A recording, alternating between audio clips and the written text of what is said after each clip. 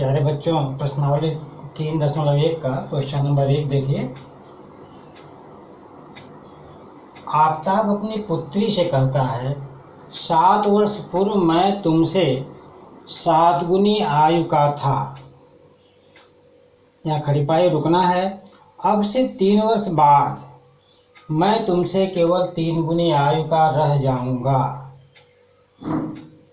क्या यह मनोरंजक है? उस स्थिति को बीजगणितीय एवं ग्राफीय रूप में व्यक्त कीजिए। बेटा, ऐसे सवाल बहुत ही अच्छे लगते हैं, इम्पोर्टेंट भी हैं और आसान है, समझ में आ जाएगा आपको। कौन कहता? आफताब कहता अपनी पुत्री से। कौन कहता है? आफताब। 7 वर्ष पूर्व मैं तुमसे 7 गुनी आयु का था। देखो बेटा, आफताब कह रहा है, किससे कह रहा है? अपनी पुत्री से। क्या कह रहा है कि 7 वर्ष पूर्व, 7 वर्ष पूर्व मैं का मतलब आफताब। मैं का मतलब कौन? आफताब। आफताब तुमसे, यानी तुमसे का मतलब अपनी पुत्री से। पुत्री से कह रहा है तो माने आफताब पुत्री से 7 गुनी आयु का था। कब? 7 वर्ष पूर्व की बात हो रही है, 7 वर्ष पहले की बात हो रही है। फिर कह रहा अब से 3 वर्ष बाद मैं माने आफताब तुमसे यानी पुत्री से केवल 3 गुनी आयु का रह जाऊंगा। क्या यह मनोरंजक है? मनोरंजक है कि नहीं, ये आपको समझना है, आपको बताना है। उस स्थिति को बीजगणितीय एवं ग्राफीय रूप में व्यक्त कीजिए। तो देखिए, इसको कैसे लगाएंगे हम? सबसे पहले तो दोनों की वर्तमान आयु मानेंगे। तो मान ले रहे हैं, माना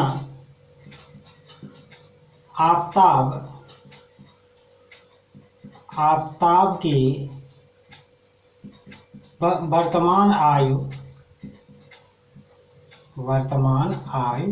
क्या मान ले बेटा? x वर्ष। क्या वर्ष? x वर्ष।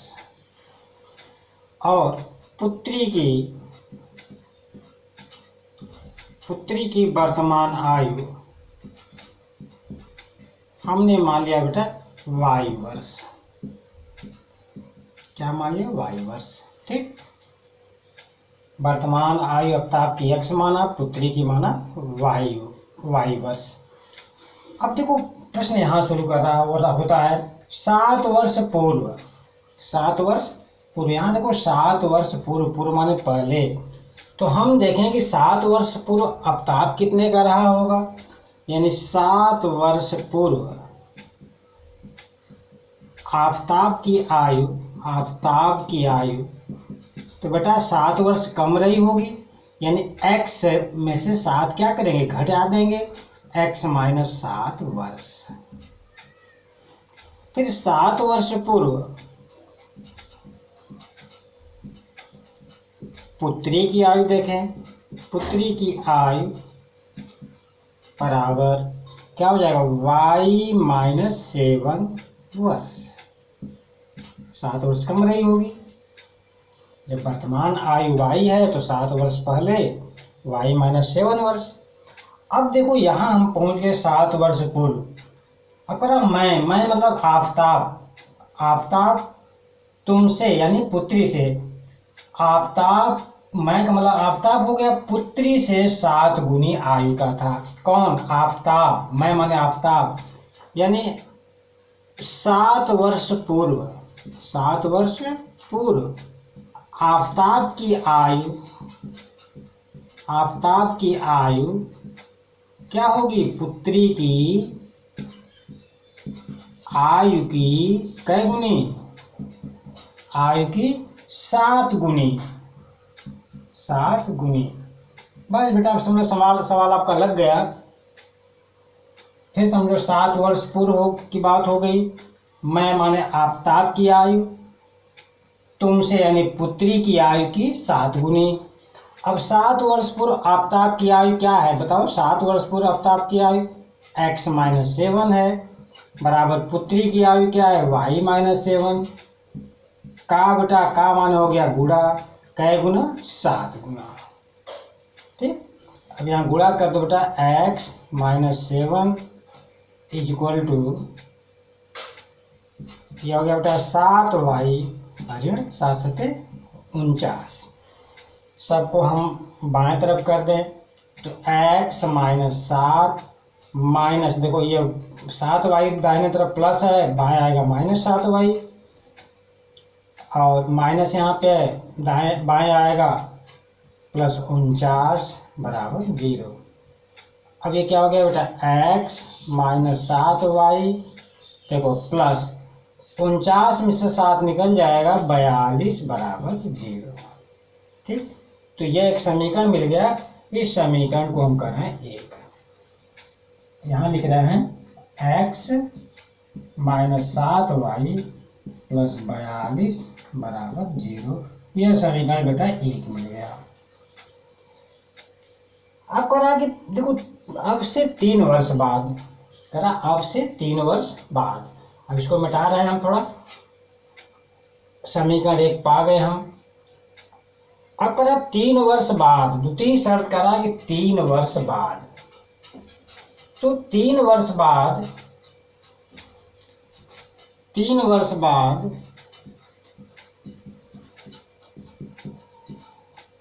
आफताब की आयु क्या होगी बेटा? आफताब की आयु, बोलो, वर्तमान आयु x वर्ष है तो 3 वर्ष बाद 3 वर्ष ज्यादा हो जाएगा, यानी x प्लस 3 वर्ष।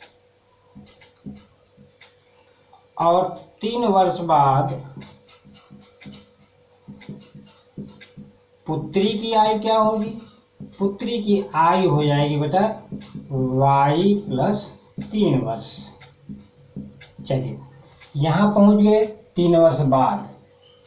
करम मैं माने आफताब, अपनी पुत्री से कह रहा कि मैं, आप माने आफताब, पुत्री से, तुम माने पुत्री, पुत्री से कै गुना?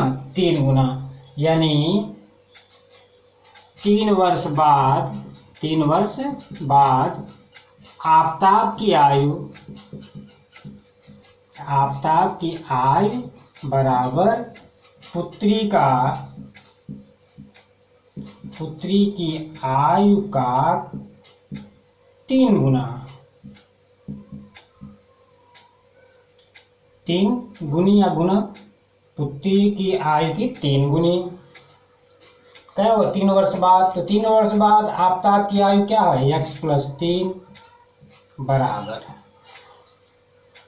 पुत्री की आयु y प्लस 3। अब बेटा का हो गया माने गुणा कै 3, ब्रैकेट इसलिए लगाया कि यहाँ पर 2 पद है। अब 3 का गुणा कर दो बेटा, x प्लस 3 बराबर 3y प्लस 3 3 का 9। इस 3y को भेज दो बाएं तरफ, x माइनस 3y प्लस 3, 9 इधर है तो माइनस 9 हो जाएगा बराबर 0, यानी x माइनस 3y माइनस 6 बराबर 0। यह समीकरण 2 हो गया। क्या मिल गया? x माइनस 3y माइनस 6 बराबर 0। तो इस तरह से बेटा हमने बीजगणितीय निरूपण कर दिया। हमने क्या किया? बीजगणितीय निरूपण जो है कथन का कर दिया। अब हमें क्या करना है? इसको ग्राफीय निरूपण करना है। क्या? ग्राफ बनाना है। तो अब हम बेटा देखो ग्राफ बनाने जा रहे हैं। ग्राफ कैसे बनाएंगे? देखो ग्राफ बनाना आप सीख भी चुके हो। तो पहले हम समीकरण 1 को ले रहे हैं। समीकरण 1 से, समीकरण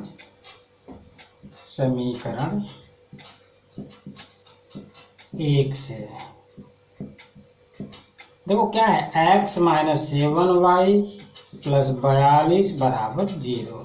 क्या करें बेटा? इस 7y को उधर भेज दें, हम x बराबर निकाल लें तो 7y हो जाएगा, ये प्लस 42 तो माइनस 42 हो जाएगा। इसके बाद हम एक जो है सारणी बना दें।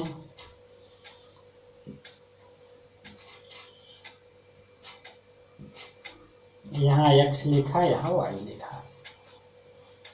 y का भिन्न भिन्न मान रखें, चाहे जो भी मान ले सकते हैं। चलिए y बराबर मैं 6 ले रहा हूँ। y बराबर कितना? 6। देखो तो 7 गुणे 6 42 हो जाएगा, माइनस 42, यानी x क्या हो जाएगा? 0। जब y 6 लिया तो x क्या मिला 0। ठीक, अब y की जगह चलो हम 5 ले रहे हैं। क्या ले रहे हैं 5, y 5 ले रहे हैं तो x क्या होगा देखो 7 गुणे 5 35 माइनस 42 यानी माइनस 35 माइनस 42 यानी माइनस 7। तो ये दो मान हमने प्राप्त कर लिया। अच्छा, इसका हम जो है ग्राफ खींच दें। देखो पहला जो बिंदु मिला 0 6, तो x 0 y 6, x क्या 0 तो y 6, x 0 बेटा देखो यहीं पे है, y कितना 6 खाना। तो चलिए हम यहाँ से निशान लगा रहे हैं 1 2 3 4 5 6, बराबर दूरी पर निशान लगा दिया। यह हुआ 1 2 3 4 5 6। अच्छा, इधर हो जाएगा माइनस, तो minus 1 minus 2 minus 3 minus 4 minus 5 minus 6 minus 7, minus 1 minus 2 minus 3 minus 4 minus 5 minus 6 minus 7, बराबर दूरी पर कर लेंगे। अच्छा देखो हमने यहाँ 0 के जब ऊपर गए तो प्लस, 0 के नीचे गए तो माइनस। इसी तरह से हम 0 के दाहिने जाएं तो प्लस हो जाएगा 1 2 3 4 5 6 7। तो यह हुआ 1 2 3 4 5 6 7 इत्यादि हो जाएगा। इधर आएंगे तो क्या होगा माइनस 1 2 3 4 5 6 7।